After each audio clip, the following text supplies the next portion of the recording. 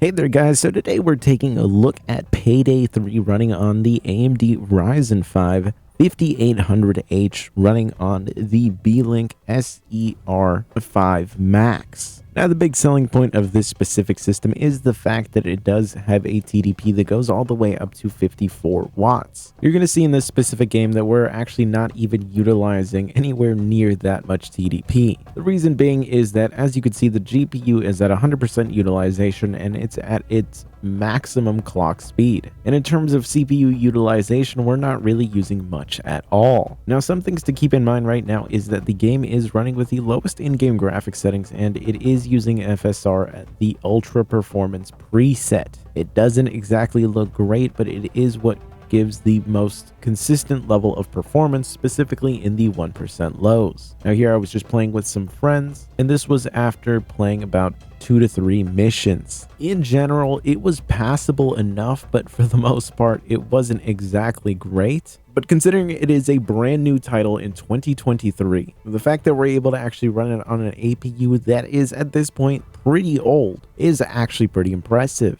An FSR at the ultra performance preset, while not exactly the best looking, it's still very passable in comparison that if we just ran the game at 360p natively. So this is a pretty major improvement over how things would be before if you just really needed to crank down the resolution to get this to be functional. I really can't complain too much considering that I was actually able to play it and enjoy it with my friends. The big winner here really being the fact that the 1% lows for the most part stay very consistent. Pay attention to the frame time charts, you will see that there are moments where things are fluctuating up and down. There are waves happening through it, which means you're not exactly having the smoothest experience while moving around, and you could definitely feel it while playing the actual game, but it's not something that will ruin the overall experience, and you're gonna get used to it.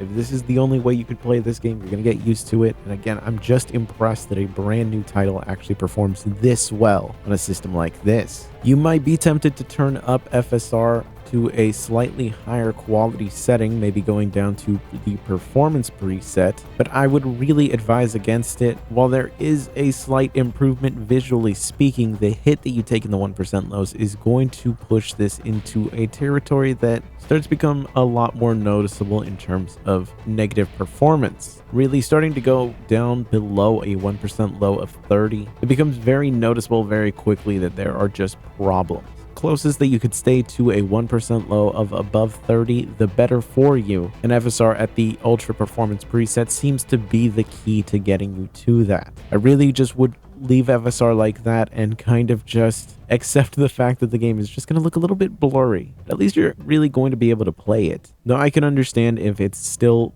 too much of a compromise for you to comfortably play it. Personally, I got used to it, but I can understand if it's not the case for you. But FSR in general seems to be the key to keeping these lower end chips alive. Unfortunately, I still have not been able to get Starfield to work on here, so we really can't get any numbers on how that performs. But at least Payday 3 has proven to be pretty impressive on a system like this. I was able to actually have a good time, and at the end of the day, that is all that matters when trying to play games. So I'm pretty impressed. But anyways, I'll catch you guys in the next one.